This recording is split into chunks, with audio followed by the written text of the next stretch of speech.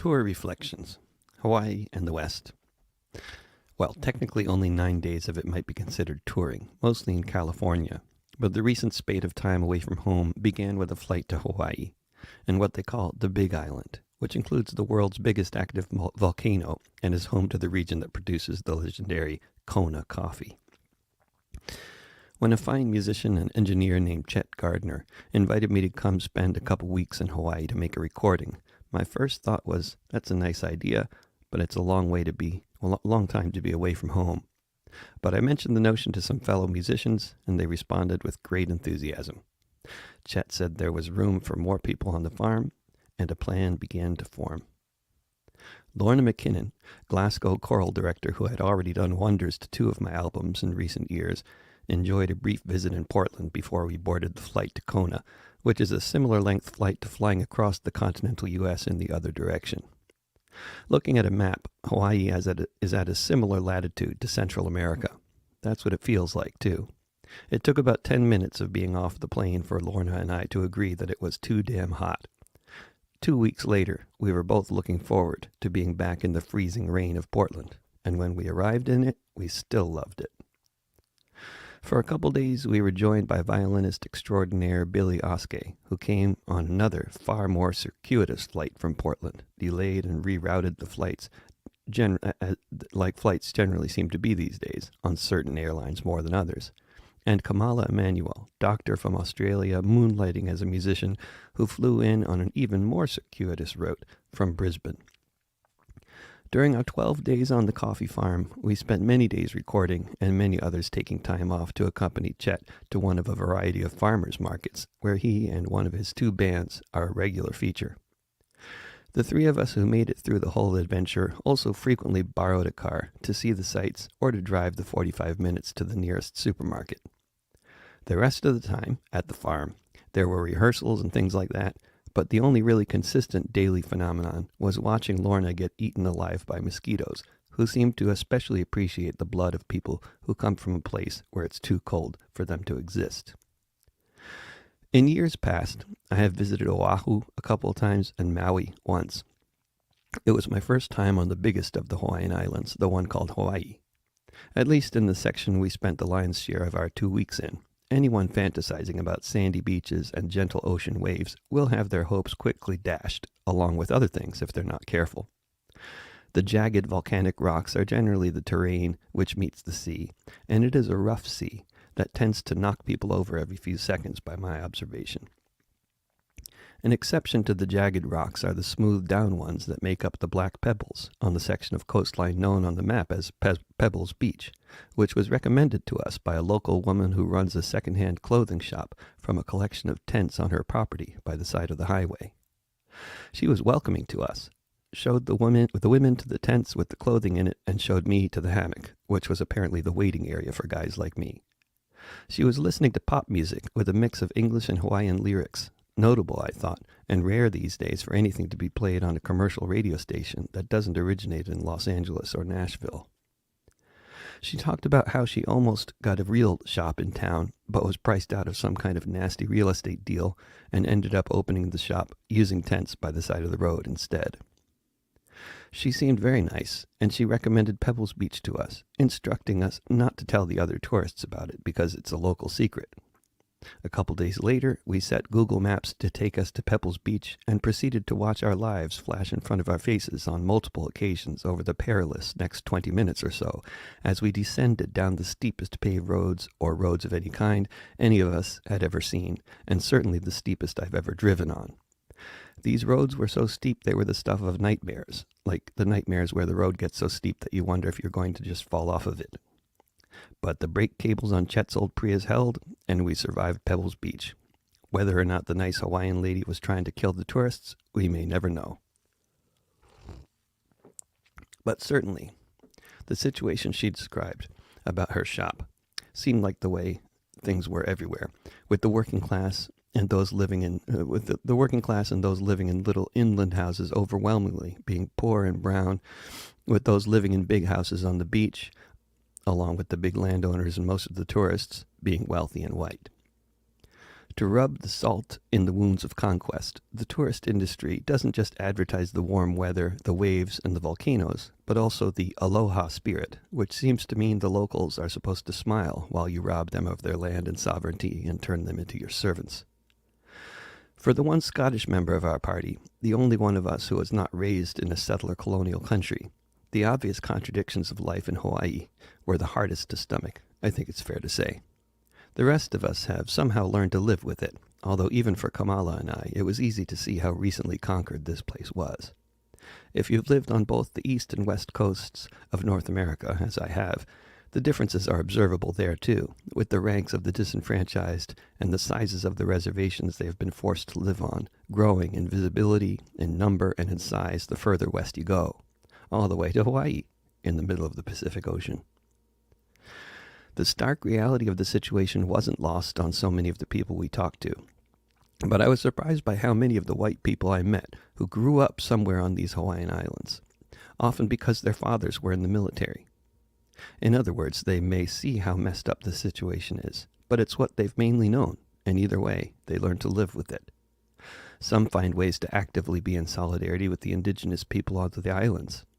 Others convince themselves it's okay that the islands were conquered by the U.S. Navy. It was a long time ago, and anyway, they like to repeat, the former king who united the islands of Hawaii into the nation that it was, did so using force. 2 wrongs make a right. Those supporting the Hawaii sovereignty movement, to one degree or another, can be seen sporting the old flags of the nation of Hawaii, which oddly enough contains a bit of the Union Jack in it. The most noticeable representation of the sovereignty movement and use of this flag, to me, is when someone has a really big one trailing behind their motorcycle, which is a fairly common sight around Kona.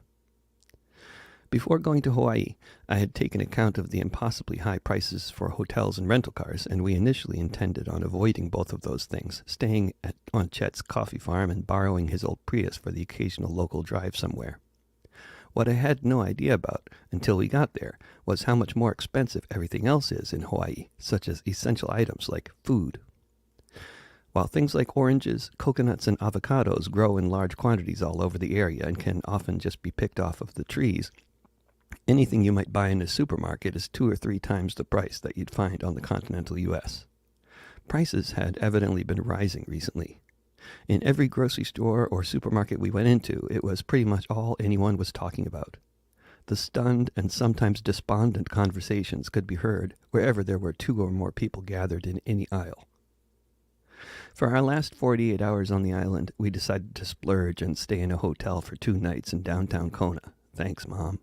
Unsurprisingly, the local/tourist divide was especially stark there, with a collection of homeless men taking it upon themselves to get into regular collisions with tourists at every opportunity via bicycle or skateboard, weaving in and out of car and pedestrian traffic, narrowly missing people and vehicles, including me and mine, on at least 2 different occasions. For our very last 24 hours on the island, we rented a car so we could drive to the other side of the island and visit the big volcano, see some lava in the real world, not just on Minecraft. It was one of those special car rental deals, though a very expensive one, where you didn't know what kind of car you might end up with. Our choices turned out to be a little sports car or a Ford F-150 pickup truck. Given the options, we went with the most popular vehicle in the United States, the F-150. The truck was so far off the ground and so hard to drive safely, given that you couldn't see most of what was around you since it was beneath you. I was very glad when we brought it back to the rental car agency and were done with it. In the meantime, seeing the volcano was indeed impressive, even though the actual lava was quite a distance away. It was chilly on top of the mountain there, as I might have anticipated, but didn't. I hadn't brought a long-sleeved shirt with me of any kind. When the young man at the gift shop told me the hoodies were $50 each, he gave me a look that said, yes, I know it's ridiculous. Not dissuaded, too cold to care, I bought one. I wonder if most of the hoodie purchases in that gift store involved people who showed up with nothing but a t-shirt on, got out of their cars, and realized they were on top of a mountain. When we were on the farm in Hawaii, there were 2 horrible massacres in California, and I got word from various old friends that another old friend, Robert Hoyt, was dying of cancer in Indiana. Robert died the day we got back, on February 1st, and I spent my free time back at home writing about him. Then an earthquake destroyed much of Turkey and Syria, while Biden flipped over a Chinese weather balloon. A train full of toxic chemicals derailed and leaked its toxins all over the watershed of the impoverished post-industrial Ohio-Pennsylvania border area near Youngstown. The U.S. and Germany agreed to send state-of-the-art tanks to Ukraine, and Microsoft released an initial iteration of its AI chatbot, which will soon be leading to mass unemployment and new vistas for the possibilities of disinformation.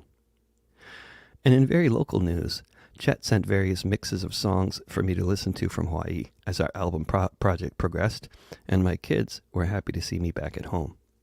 Unusually for me, I had a social engagement in Portland, having been given a free ticket to an annual shindig called Winterfolk on Alberta Street.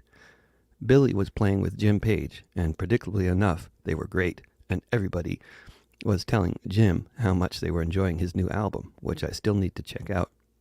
The main musical revelation for me that evening, though, was hearing Kate Powers sing. What a voice.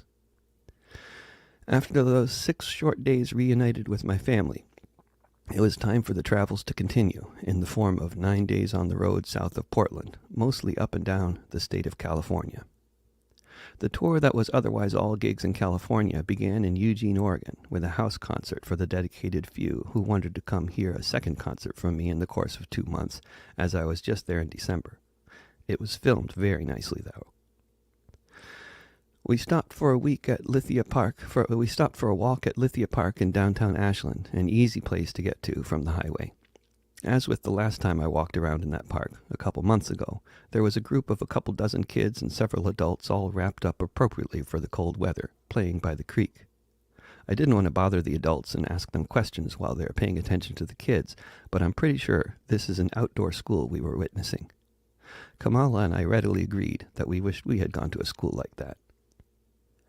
Driving past the snow-capped peak of Mount Shasta and eventually into the Chico area, we passed signs for Paradise, the town largely burned down a few years ago, with woefully insufficient warning to boot, leading to scores killed in their homes or cars.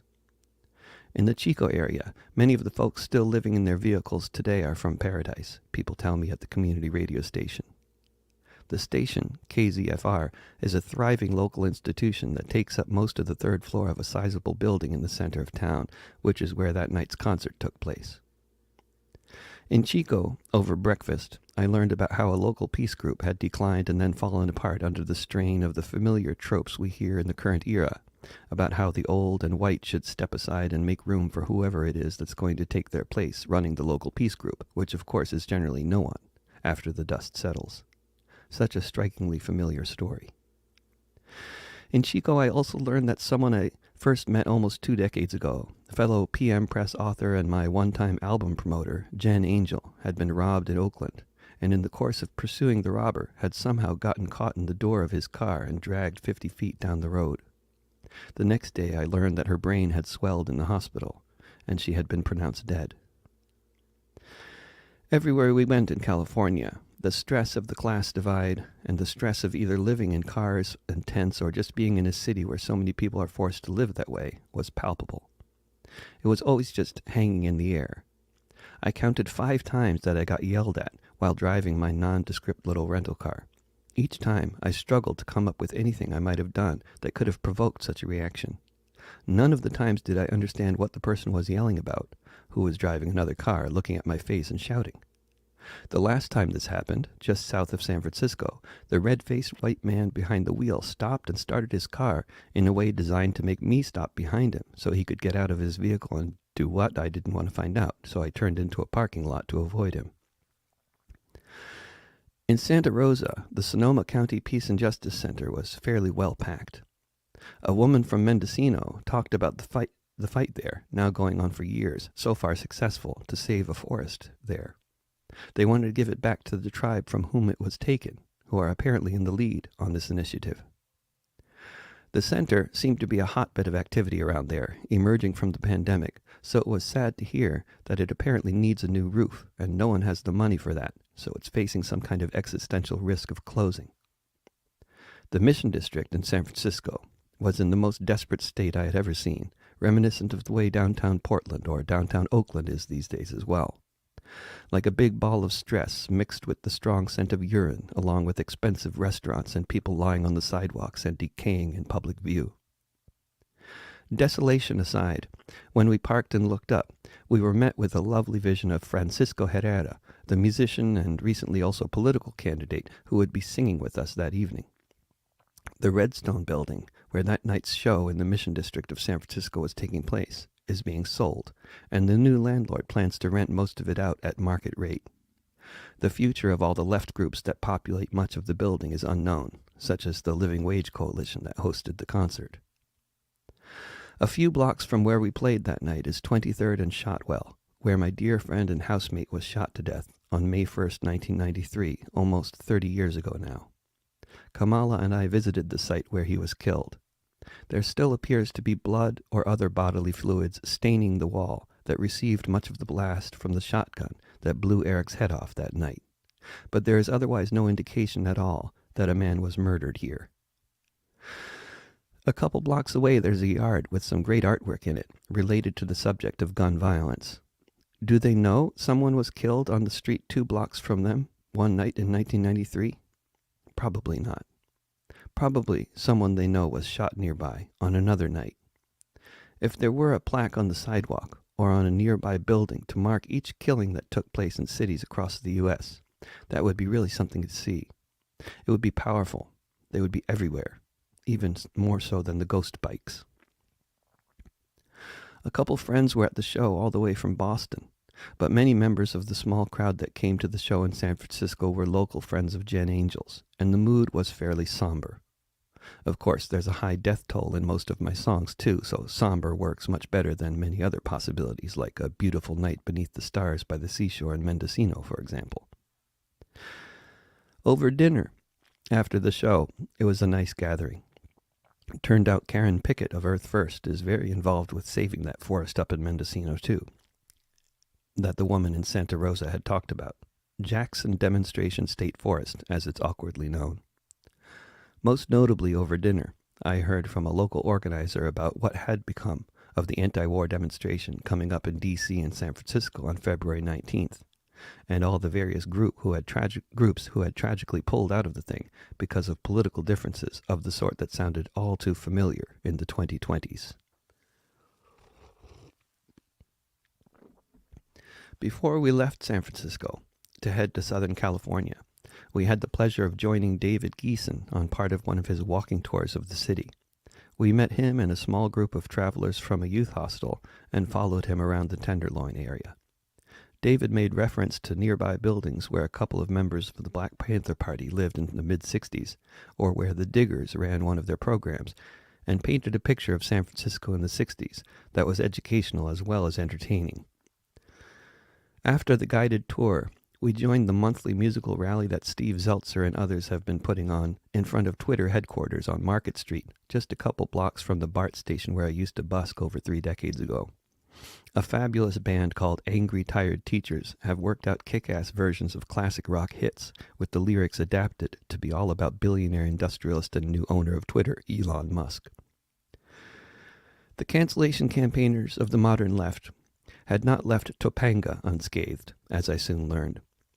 I hadn't been to this adorable hippie canyon largely surrounded by Los Angeles since the pandemic hit. At the heart of Topanga are the descendants of a group of blacklisted actors, Will Geer and friends, who built the beautiful, big Shakespearean theater that has long been run by Will's daughter, the actor Ellen Geer, who, along with her husband, singer-songwriter Peter Alsop, were hosting us. Ellen was involved with putting on a play that featured an entirely black cast and black director, but because she herself was still involved with the production as she isn't black, a group of disgruntled actors, actually and apparently unironically calling itself the Blacklist, began an email campaign to get Ellen to remove herself from any involvement in putting on this play at her theater. Stunning behavior, and so divisive, like what often passes for activism these days, treating someone like Ellen Geer like she represents the Hollywood establishment or something. After a long and beautiful drive back to the north, we arrived in Santa Cruz and parked in the parking lot of the Resource Center for Nonviolence, where that evening's show would be happening, sponsored by the local Veterans for Peace chapter. Unlike some of the other centers of local activity I've mentioned, the Resource Center in Santa Cruz is bigger than it used to be, growing rather than disappearing. We walked past the Starbucks that has no bathrooms, even for customers, and no seats, since they adapted it to the reality that any semi-public space with seats and tables might be taken over by folks with nowhere to live, so get rid of them, along with the bathrooms. Walking down the main street with all the cafes and clothing stores and such in the rebuilt center of the city, I heard my name and looked over to see Keith McHenry hanging out with a few other folks. The founder of Food Not Bombs is once again under attack by local authorities, who are trying bizarrely to charge him with felonies for spending tens of thousands of dollars of his own money to put hundreds of homeless people up in hotels at the beginning of the pandemic. In December, during my last visit to Santa Cruz, Food Not Bombs was celebrating their 1,000th day feeding free hot meals to people during the pandemic, the only people in town doing that. Now they're facing felony charges in appreciation for their Herculean efforts.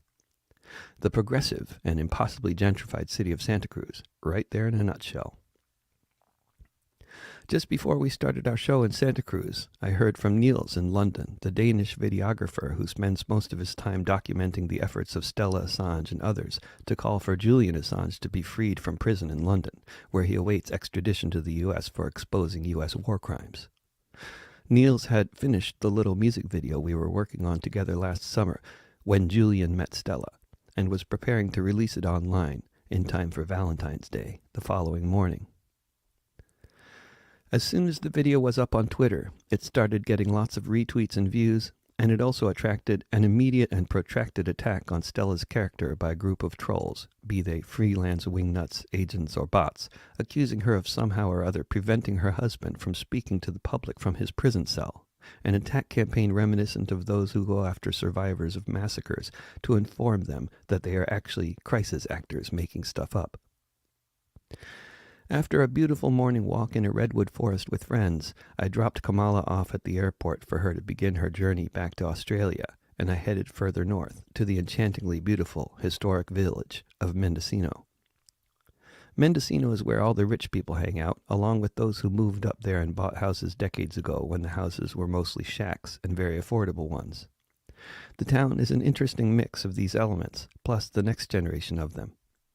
I remember other nearby villages as being smaller and funkier, but the only one I had a chance to visit around there this time was the one I was doing a little concert in, facing the crashing waves of the Pacific on the second floor of a 2-story town, so you can really see them. The food at Flow Restaurant and Lounge was amazing, even more so for me because it was free. The show was kind of what you might expect of a benefit for the local arts center at a restaurant where people easily spend $50 on dinner without the wine. There were loyal fans, such as the former mayor of Ukiah and his wife, a couple of folks who drove in from Chico, a couple of other folks related by marriage to David Solnit.